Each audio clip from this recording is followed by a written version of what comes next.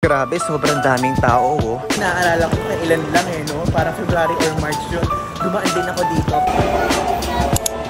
And guys, nakalabas na tayo. Grabe, umuulan nga. Lord, napakaganda nga ng hotel. Napakalayo naman, sir. Pagod na pagod ako, my God. Guys, so ito yung ating room. Hello guys, I'm back again with another video. And guys, ngayon andito na tayo sa Taipei. Wala na tayo sa Kaohsiung. So kung tatanungin nyo kung paano ako nagpunta dito, panoorin nyo lang yung high-speed rail train vlog ko sa previous vlog. Kasi guys, nag-train lang ako papunta dito sa Taipei. Kaya guys, ngayon pumunta na tayo sa hotel natin doon sa Ximen. Kasi guys, nag-book ako ng hotel via Klook again sa Hotel Papa Whale. And guys, let's go kasi it's already 2 PM and sakto-sakto lang sa check-in time. So dito sa Taipei main station guys, medyo nakakalito dito tulad ng mga sinasabi ko sa mga previous vlogs. Sobrang daming liku-liku dito kung saan ka pupunta. Kunyari, mayroong mga MRT, may PRA, may HSR. Napakadami mong pwedeng sakyan. Kaya guys, ngayon ang gagawin natin, dun tayo nasakay sa Banan Line, which is yun yung line papunta dun sa Ximen. And alam niyo naman yung Ximen, yun yung pinaka-isa sa mga sikat na destination dito sa Taipei, which is dun located yung Ximending and of course yung hotel ko nga. Grabe, sobrang daming tao, oh. Pero dun tayo doon, sa Banan Line. Guys, para hindi kayo malito, sundin nyo lang yung mga ganyang sign. Tignan nyo lang lagi yung mga nasa itaas. Mas mapapadali kayo. Ito na. Naaalala ko na ilan lang no? Parang February or March yun. Dumaan din ako dito kasi meron nga din akong luggage. Kaya mas madali dito kasi may ramp. Napakadaming tao ngayon. Hindi naman sana rush hour. Rush hour by 2 o'clock. Super dami. Tingin nyo nasa likod ko. Naalala ko to. Diyan ako lumalabas lagi dati kasi diyan yung previous hotel ko sa Taipei main station. Kaya guys, if ever na naghahanap kayo ng budget hotel, panoorin niyo yung previous series ko about sa Taipei, Taiwan. Diyan yun, yung exit nun. Naman kasi dati na nagpunta tayo dito, parang capsule hotel lang tayo. Pero ngayon, solo na yung hotel natin. Solo room na. Guys, sakay na tayo sa train. Dito tayo kasi may luggage tayo. And we're here sa platform 4. Ayan mapakita ko sa inyo. Ayan, di ba makikita niyo dyan? Nandito tayo sa Taipei main station at dito tayo pupunta. Katabi lang, like isang stop lang. Nyo guys, ito yung struggle kapag solo travel ka. Tapos dalawang country pinuntahan mo. Merong pang mga nagpabili ng kape. Ayan. Tapos puno na tong maleta. Tapos ito yung backpack. Nakakapagod.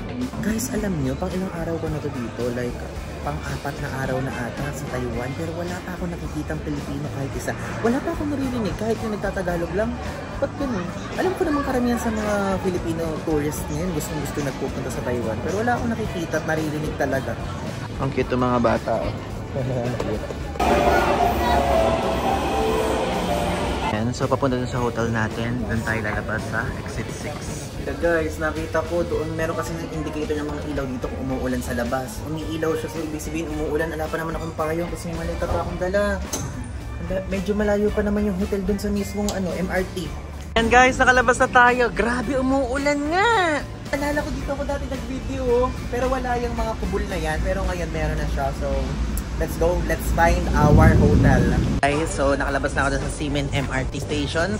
Ngayon lakarin na natin yung way papunta doon sa ating hotel. Dahil medyo malayo siya actually. Doon labas ng hotel na to, Hotel Westgate. Cool! Ang pricey. Lord, napakaganda nga ng hotel. Napakalayo naman. 750 meters yung layo dun sa MRT station. Guys! Nakarating na rin tayo sa Hotel Papa Whale. So ang ganda nga niya pero ang layo dun sa MRT. Diyos ko Lord. Pagod na pagod ako. My God. Ganito mag-check-in. Ilalagay niyo yung order number niyo, name, email, or phone. Guys, pagka nilagay niyo yung reservation number niyo, lalabas na rin yung pangalan niyo dun to confirm. Guys, ayan sa basement tayo na-assign. Actually, ang dami nilang room sa basement. Oh. So tayo, 1063. So dito tayo. Ang daming room. Ang daming room guys. Nashock ako. Hindi ko in-imagine na ganito kalaki ito. Katuwa naman. Ang ganda ng hotel na to. Medyo malayo nga lang talaga siya sa MRT. Guys, so ito yung ating room. Ayan, merong key card na mag-activate ng room mo. So 1063 and may doorbell Okay, pasok tayo. Wait lang guys, commercial lang. I discovered na 87.4% ng mga nanonood sa mga YouTube videos ko ay hindi pa nakasubscribe sa akin. Kaya naman ngayon, nire-request ko sa inyo na please mag-subscribe na po kayo sa aking YouTube channel and click nyo na yung notification bell sa tabi niya para lagi kayo updated kapag meron akong bagong travel vlog. And actually, almost everyday nga meron akong bagong upload dito sa YouTube. And kung gusto nyo makaalam ng travel updates about me, mga spontaneous trips, mga IG stories at iba pa, i-follow nyo na ako sa aking Instagram account dahil lagi lagi ako dyan nagpo-post kapag kami travel ako. And meron din akong post lagi dito sa aking TikTok account. Dito, updated din lahat ng mga posts ko. Kaya yun lang guys, back to the video. Wow! Ganda guys ng room, oh! So ngayon guys, gumawa tayo ng quick room tour and actually hindi ko alam kung makikita nyo ako mabuti or medyo madilim kasi guys yung vibe o yung ambience o yung concept nitong room na to or siguro sa buong room ng lahat ng rooms dito sa hotel na to ay medyo madilim. Kaya guys, ngayon i-room tour ko kayo. Syempre first, ayan yung pinto and katabi niya, usually syempre ganoon naman lagi is yung switch. Ito, yung switch niya is kakaiba. Ayan, ilaw, makikita nyo on, off, and ito yung keycard na ilalagay doon yung hotel card para magkaroon ng power. And ayan, ilalagay nyo to, i-click nyo yun if ever na ayaw yung magpa-istorbo, or ito naman kapag gusto nyo magpalinis ng room. And guys, tayo, syempre nagdo-do not disturb tayo. At ngayon guys, ito naman, as dito din yung controller ng aircon, which is maganda siya. O tiga nyo, pwedeng babaan. Ay, ano pala yun, yung pala pinapatay. So ayan, tineten ko siya. Tapos pwedeng auto, high, mid, low, kung ano gusto nyo lamig. Ako high ang gusto ko. So ayan. Katabi niyan is meron ditong maliit na work table na kung saan meron diyang tissue at meron sila ditong pa-water, mug, and coffee. And ayan, meron electric kettle. At dito meron lalagyan dito na extra space or storage if ever kung ano yung gusto mong ilagay. Tingnan natin kung ano to. Oh, ito yung safety deposit box nila. Ayan, at least meron silang ganitong area para safe kung if ever na gusto nyo ilagay dyan yung passport nyo or what. Ayan, sige, dyan ka muna. Tapos, meron ditong pailaw and meron dong saksakan na extra. At dito sa ibaba niyan is meron ditong refrigerator at upuan. Tingnan natin ref. Paano ba ito buksan? Wait. Ano ba? Ayun, ganun pala. So, ayan guys. Tingnan nyo yung ref. Walang laman. And syempre, tayo din na maglalaman dyan para magkaroon siya ng silbi. So, next natin is dito sa area na to. Is dito nyo na makikita yung mismong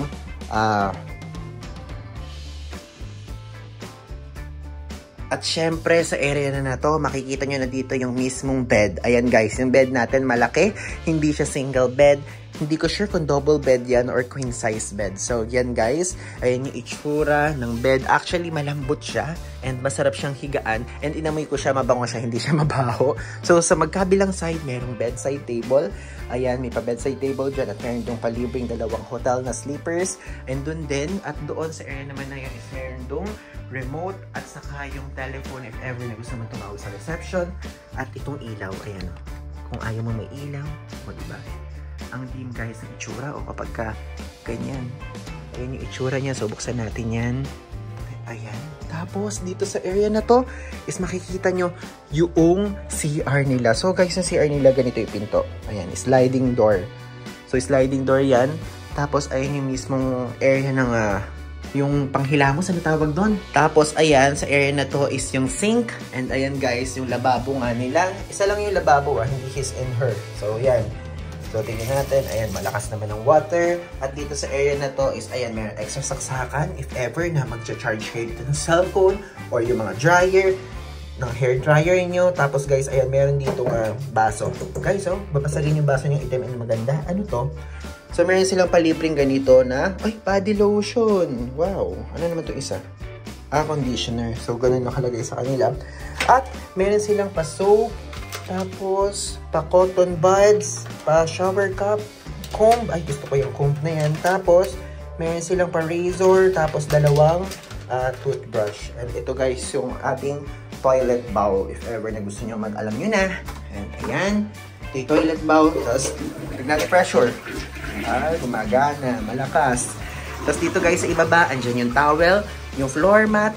Tapos ayun, nakikita nyo ba yun? Yun yung inyong hair blower na pwede nyo gamitin. Of course, dito naman sa side na to is dito kayo maliligo. Ayan, may exhaust fan dyan. Tapos meron yung dito lalagyan ng soap, ng shampoo, ng conditioner if ever na may baon kayo. At ito, meron ditong faucet na pantulo ng ganyan and yung shower na dalawa. So ito, ayan, may shower dyan at may shower dito. And meron din sila pinrovide na shampoo and shower gel if ever na gusto niyo yung ganito. Pero ako, may dala-dala ako na ginagamit ko. And ayan guys, itsura ng tiles dito. Wow! Ayan guys. And guys, ito, kapag titignan niyo dyan, is parang wala lang. Pero ayun yung aircon. Ayun yung aircon niya. Kaya ako, ang ginagawa ko, since dito tumatama sa CR, sinasara ko to para hindi pumasok at masipsip ng exhaust fan doon. And ito guys, for privacy if ever na meron kayong kasama sa room. Ayan, gaganyan nyo. Para hindi nakikita kung sino yung naliligo o kung ano yung ginagawa nung naliligo. O, diba? Kaya, ayan, okay pa din. At maliwanag pa din naman if ever. Tapos ito guys, meron ditong switch, on and off. Ayan. Oh, yun, off natin. Oh, naka-off yung ilaw doon. Ayan, naka-on na naman. So, ganun. And may saksakan doon. At meron silang TV. Siyempre, hindi mawala yung TV na yan. At dito sa side na to is meron ditong, ayan, lalagyan na ng mga sabitan ng damit if ever na may isasabit kayo dyan. At luggage na area, pang luggage area na patungan ng luggage. So, meron silang ganyan. At meron din ditong mirror na medyo dark yung mirror, no? Parang hindi ko din nakikita. Pero at least, may sense naman siya if ever na gusto mo lang makita yung itsura mo, kung meron ka bang dumi sa mukha or what, or kung gusto mo lang makita yung outfit mo. Kaya lang, madilim talaga. Madilim talaga dito sa mismong room. Oh, tapos tignan nyo to, metal pala yung mismong, mismong upuan na to, kaya ang bigat. And guys, oo nga pala, ayan, meron sila ditong bibigay sa inyo na something na makakailangan tulad ng wifi. Ayan, yung wifi name is City Suites. Tapos yung username, ayun. Tapos yung password, ayan din, nakalagay din dyan. Alam nyo, to be honest, maganda tong hotel na to. Budget hotel siya or average hotel na maituturing dito sa Simending area. Pero parang ang mura na niya dito sa Simending area. Kasi guys, dito, yung mga hotel dito is medyo pricey. And nakikita ko kasi sa mga TikTok videos, saka sa mga YouTube videos, is isa ito sa mga highly recommended na hotel dito sa Taipei, Taiwan. Kasi guys, sobrang sikat niya talaga. And napatunayan ko ngayon kasi sobrang daming hotel nga talaga dito sa mismong hotel building na to. Kasi guys, isipin nyo, isang buong building na siya, mayroon pang basement, at doon sa basement, napakadaming paikot-ikot, diba? Tulad ng pinakita ko sa inyo kanina. Nagulat nga ako actually kasi ganun kadami pala yung rooms dito, kaya ito yung nire-recommend. At guys, share ko nga lang pala, binook ko to via Klook, at alam nyo, napakaswerte kasi one night lang ako dito kasi lilipat na naman ako sa ibang hotel.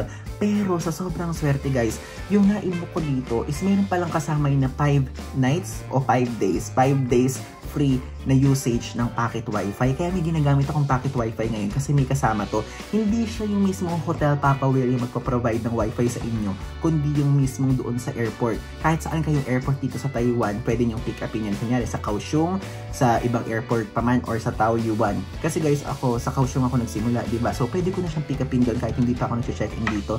Kasi merong separate na voucher na ibibigay sa inyo yung Klook para doon. So guys, hindi yun libre o hindi sponsored yung part ng packet wifi na yan. Talagang hotel perk siya if ever na dito kayo magbubook. Pero since ako 6 days ako, parang nag-additional ako ng additional 60 pesos something.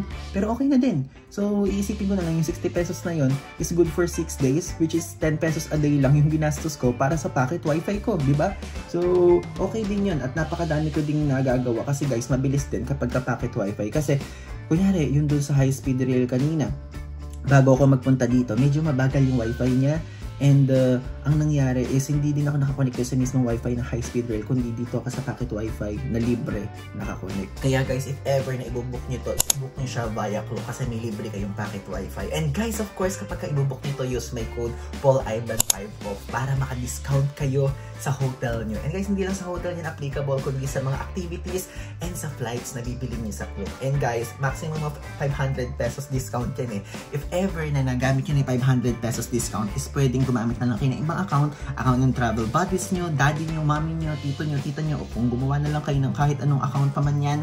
Basta yun guys, once per account, per Klook account magagamit yung code na yun. Isipin nyo, kung kunyari parang nagamit nyo ng 4 times, edi 2,000 pesos discount yun. So, sobrang tipid na nun, okay? So ngayon, maya-maya mag-rest lang ako saglit, itutur ko kayo sa paligid naman ng hotel na to. 2,000 years later. Hello guys! So it's already morning dito and actually mag-check out na ako dito sa Hotel Papa Will kasi overnight lang ako dito, then I'll be moving again to a new hotel mamaya. And guys, ang verdict ko dito is super ganda nitong hotel na to. Actually, sobrang kompleto niya. Yun nga lang, hindi siya sobrang kalapitan doon sa mismong MRT station, pero mga around 700 meters to 750 meters lang naman yung layo niya. Saka guys, okay lang din siya if ever na gusto niyo mag-check-in dito kasi anyway, tawag ng if ever lang naman na may maleta kayo malalaki tapos solo traveler kayo, para medyo hassle kasi bibit-bitin nyo pat hahatakin yung maleta nyo. Pero besides, I mean, maliban doon, okay na, maganda yung service, malamig yung aircon. Ang deal breaker nga lang dito, tulad ng mga sinasabi ko before, is yung wala siyang bidet, ganon. And Okay siya, napakadaming 7-Eleven sa labas. Sobrang lapit nito doon sa hotpot na i-video ko sa mga susunod na araw. Yung mga staff dito, super babait. And guys, sa check-in ako dito, ang check-in dito is parang ano siya parang itatype nyo, computerized, tapos i-scan yung passport nyo, ganun, hindi mga manually. So, sobrang high-tech talaga dito. And super daming rooms, kaya feeling ko hindi kayo mauubusan. Kaya guys, if ever kung gusto nyo mag-book dito, again, ilalagay ko link sa baba and use my code PAULIPON5OFF para magkaroon kayo ng extra discount if ever man na mag-check-in kayo dito or may plano kayo. Hindi lang naman sa hotel available yung code na yan, kundi pati sa flights, activities, and lahat ng makikita nyo sa Klook. Kaya guys, yan for now is highly recommended ko talaga to. At ngayon is aalis na muna ako dahil I will be going sa susunod kong tour na kung saan sa separate video ko siya gagawin, which is sa Yellow Geopark, Jufen, Shifen, at may isang museum akong pupuntahan. Okay? So yun guys, maraming salamat sa panonood. Don't forget to click like, comment, and subscribe. Follow nyo rin ako sa Instagram. Kung may tanong kayo, i-DM nyo ako dun. Sasagutin ko kayo dun. At saka sa aking TikTok account. Okay? So yun lang. Thanks!